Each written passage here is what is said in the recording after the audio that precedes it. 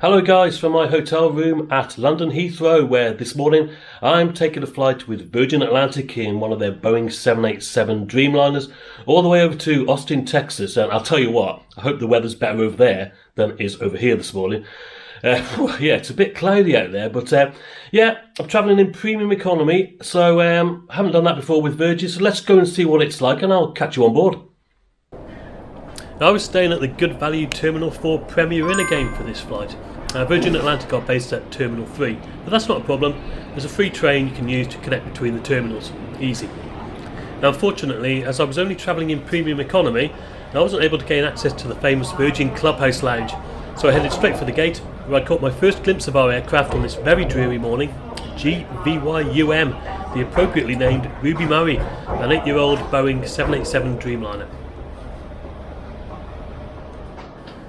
And once at the gate, it was noticeable how quiet it was. In fact, rather than call passengers by group number as you would expect, they just opened the gate and called out that the aircraft was ready for boarding. Yes, so myself and I reckon about another 50 or so passengers just nonchalantly walked across to the jet bridge and onto the plane.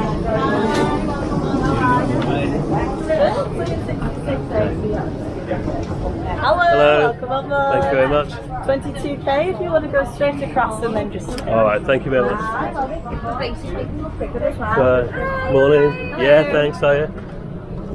No queuing, no stress. The cabin crew seemed really happy and greeted everyone with a super friendly welcome. Yeah, what a great start to the flight. I found my seat, 22k, which looked and felt really comfortable. On the seat waiting for me was a menu, some headphones, a pillow and a blanket, and oh look, another set of headphones, kindly donated by the previous passenger, I suspect. I was offered a glass of champagne, juice and water prior to takeoff, and once I'd settled in and looking around, there was like hardly anybody else about. Now I thought this was most unusual. I mean, I didn't mind at all, to be honest. I mean, it's one thing not having anyone else sitting next to you, which is great. But to have pretty much the whole premium economy cabin to yourself, well, I don't know. I mean, it wasn't like it was an obscure route, really, but let me know what you think. Have you ever been on a flight this quiet yourself? Well, we pushed back promptly and headed out to runway 27R this morning. Enjoy the takeoff with me, and let's get into those clear blue skies.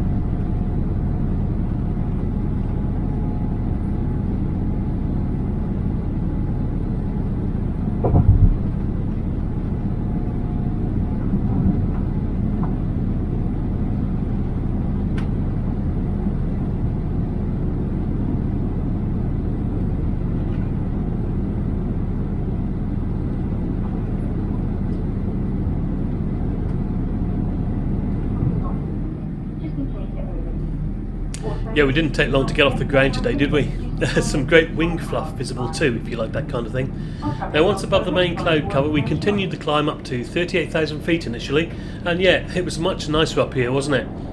A couple of the crew came up to me, addressed me by name, and said welcome back, and that makes a big difference, doesn't it?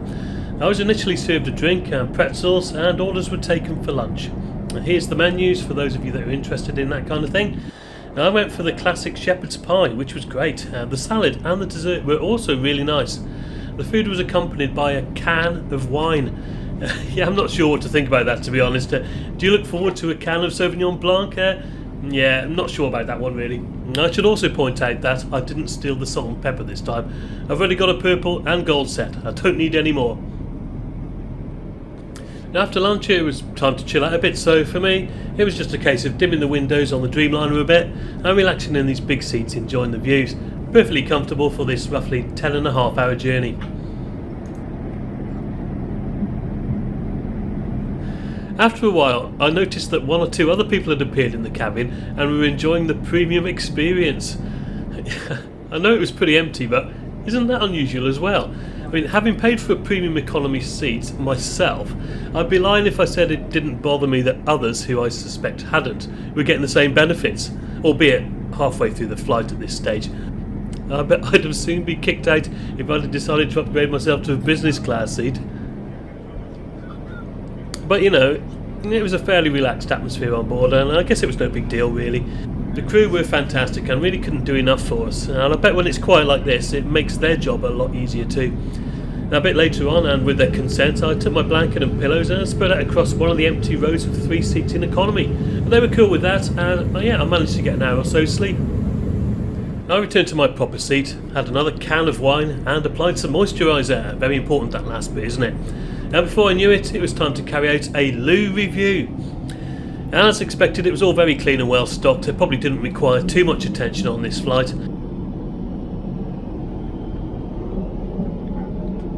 And although I did check the baby changing facility, I wasn't that hopeful I'd be able to swap anything out today, not even a small furry animal or something. And never mind though, all good. And remember, no smoking in the toilet. Right, so we were flying across land again by this point, and it was time to have a bite later on, which translates as Virgin's Mile High Tea, served 90 minutes before landing according to their menu. And this consisted of a lovely cup of tea in a proper mug, finger sandwiches, a scone and a mini patisserie. Now, a quick survey here, who says scone and who says scone? And in addition to that, there is also the Wonder Wall, isn't there, which I did use myself a couple of times just to grab some drinks and snacks during the flight. To be honest, I probably didn't need to. The crew were always available, checking everyone was happy. Did we need anything else? Bringing the drinks trolley round, lollipops, cheese toasters, you name it. They were absolutely superb. Probably the best crew I've had on any airline to date. The cabin manager also spoke to everyone personally, making sure everything was okay. Their interaction with passengers was at exactly the right level. Now, at one stage they had a couple of kids with them dishing out Love Heart sweets. Absolutely brilliant, and you know what? It really made the flight an enjoyable experience for everybody. We've been getting a bit of mild turbulence during the flight. I love watching the wing flex on the Dreamliner. I find it quite reassuring really. I did get caught out at one stage wandering around near the back of the aircraft when the seatbelt signs went on. I was stuck there for about half an hour. But I did manage to get back to my seat before we started our descent over Texas, where the weather, thankfully, was much better than that in the UK. Trying to think of any negatives, well, there weren't any really. The USB charging in the seat back monitors wasn't working. That's about all I could find. I didn't really use the in-flight entertainment much, to be honest, other than watching the moving map, so apologies if you were waiting for an extensive review of that. Now, as we approached Austin, I found it much more exciting looking out the window. Enjoy the landing as we fly straight into Austin Bergstrom International Airport, runway 18 left.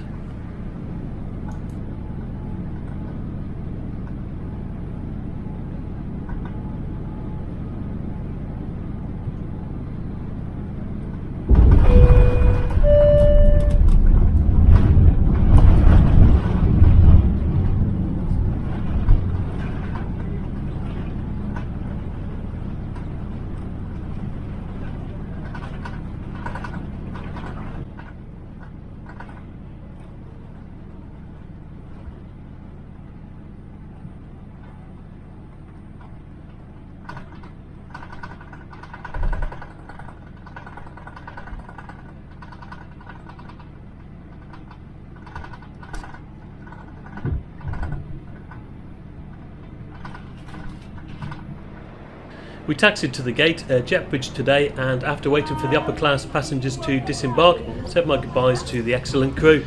Cheers guys, thank you very much. Bye-bye. Thank you. Also had a nice welcome to Austin from the airport staff here, which was a nice touch. I was really looking forward to visiting Austin. There's a fantastic music scene here, but before I headed out to the bars, I settled into my hotel where I just took a minute or two to sum up the journey. Right then, guys. Yeah, I'm here at my hotel in Austin, Texas. It's all right, I suppose. We'll see how it goes. I'm here for 3 nights anyway. Yeah, just coming in with Virgin Atlantic on the 787 Dreamliner. What did you think about that? I thought the crew were brilliant. Probably the best crew I've had so far on my travels. Okay, the flight was quite quiet. I reckon there was probably only about 50, maybe 60 people on there maximum, and that included upper class as well.